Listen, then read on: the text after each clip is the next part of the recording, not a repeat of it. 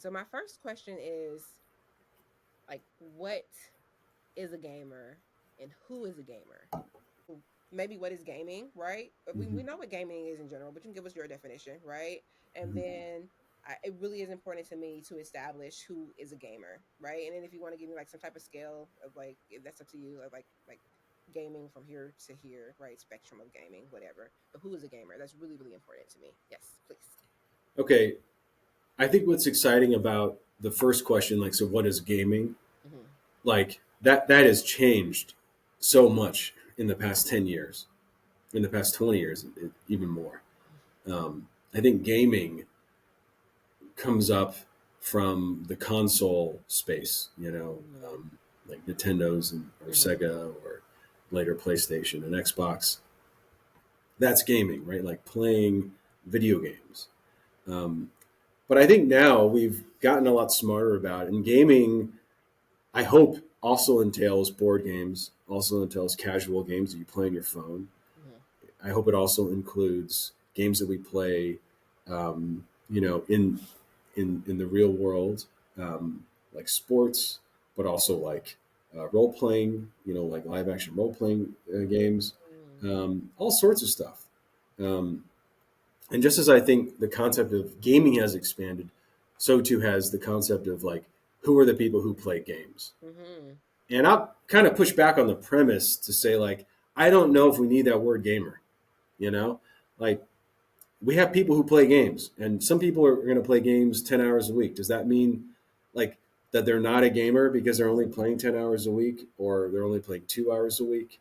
I think the origins of that term gamer are kind of similar to the origins of gaming, where you're talking about those people who are spending a lot of time playing games on consoles or maybe in an arcade, in an area where in a space, whether it's real in the arcade or in a living room or like virtual online, right? Hmm. Hmm. That they're spending a lot of time playing a game and they're getting good at playing that game, or they're Hmm. building a skill, like skill sets that make them good at playing games, Yep. right? Or Hmm. that translate to doing well in various games. Hmm. Um, and to do well in games mean that those games need to have like point scoring systems and they're probably competitive, Hmm. right?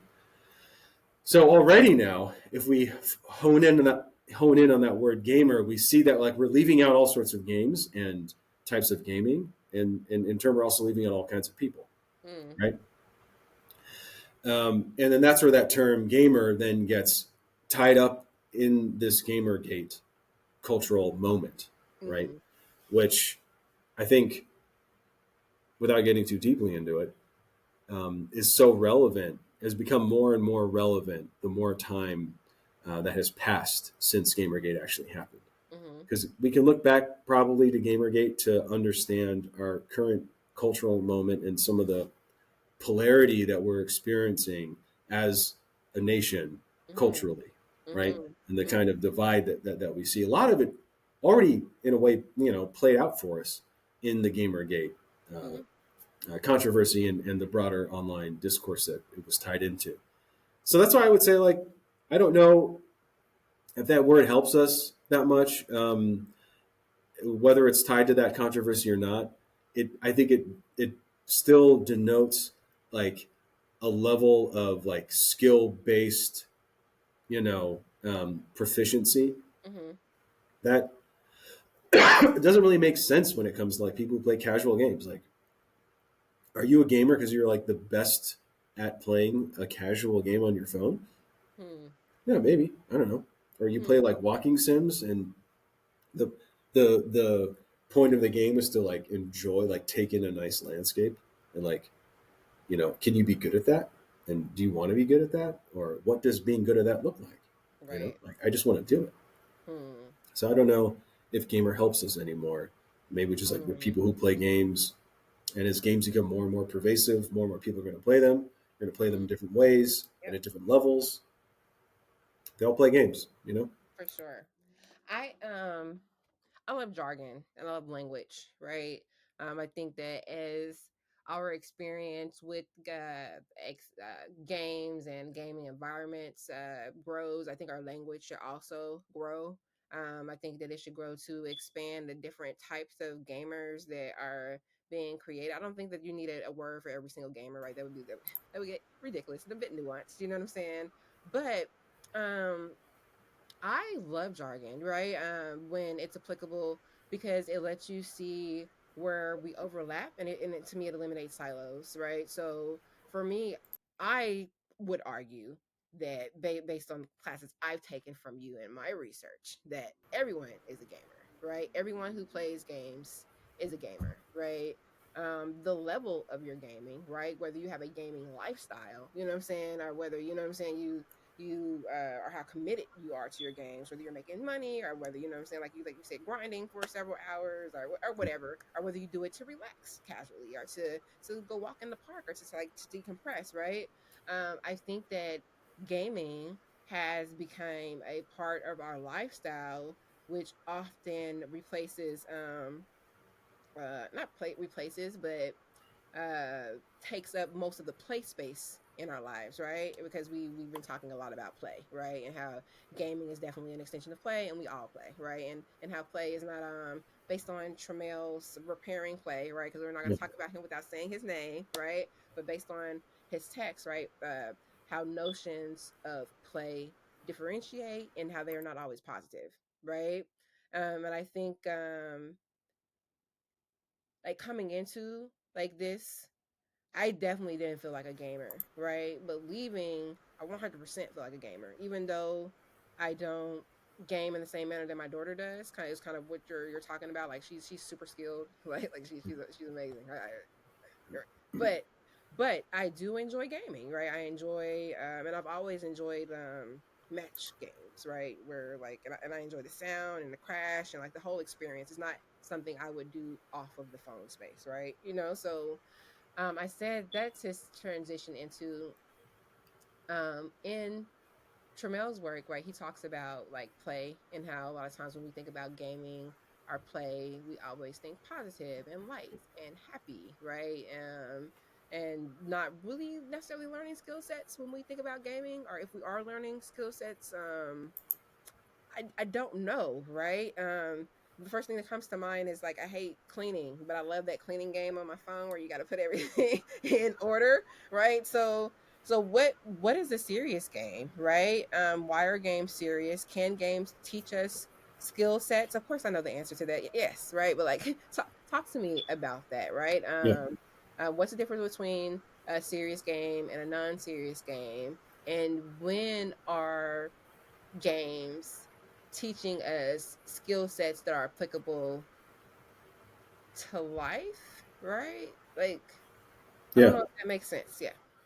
Well, one wrinkle I'll throw in there for how you're referring to Trammell. I mean, Trammell is pushing back on the purely positive, what he sees as almost like Okay. exclusively positive discussion of play. Mm-hmm. And one part of that positivity is that games are good for teaching and learning, right?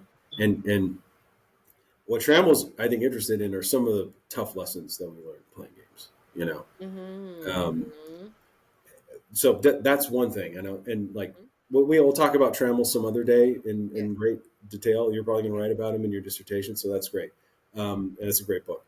But with the question about like what is a serious game, Mm-hmm. and then like can we have serious play and such? Yeah. Mm-hmm. Yeah, so that's a great question. I think in some regard or in many regards, every game can be serious. Mm-hmm. Elements of making those games are certainly serious. When you Mm-hmm. look at mainstream entertainment games, I'm just because the show's running right now, we could take Last of Us 2 as an example. If you play that game, like the narrative is very serious, right? um, the making of it was, of course, a serious endeavor. Like that's if you from all sorts of standards and metrics, that game is a work of art.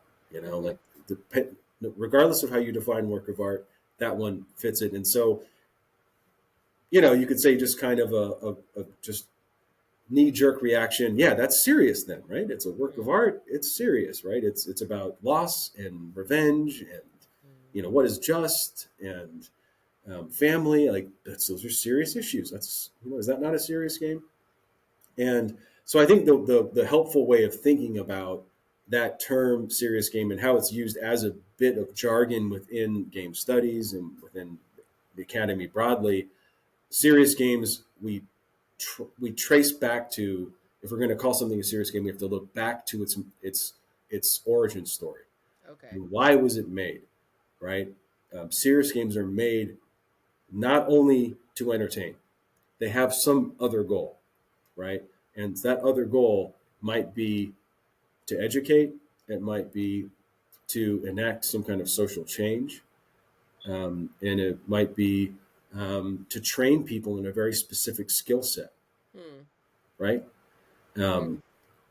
so that's typically a serious game, and because those are its goals, right?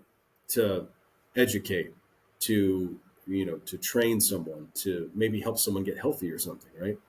Um, because those are its goals, it has a different source of funding than like most other games, right? Hmm. Oftentimes, serious games are co-funded by a university, or they're co-funded by some sort of national or federal funding source. Um, they're funded by a museum, right? And so you can look at like how a game was paid for, and then what are its goals, and often its goals are going to be published somewhere. Like you can go to the game's website or you look at its press materials and see that like this game is meant to help people learn how to do this certain skill, or this was a game that was created or co-funded by this government agency who's interested in this social problem, and so it partnered with this game studio that specializes in making serious games like this one, right? Yeah. Hmm. So those Yeah. are like serious games proper. But I think, as you mentioned, as Trammell says, there's all sorts of serious play.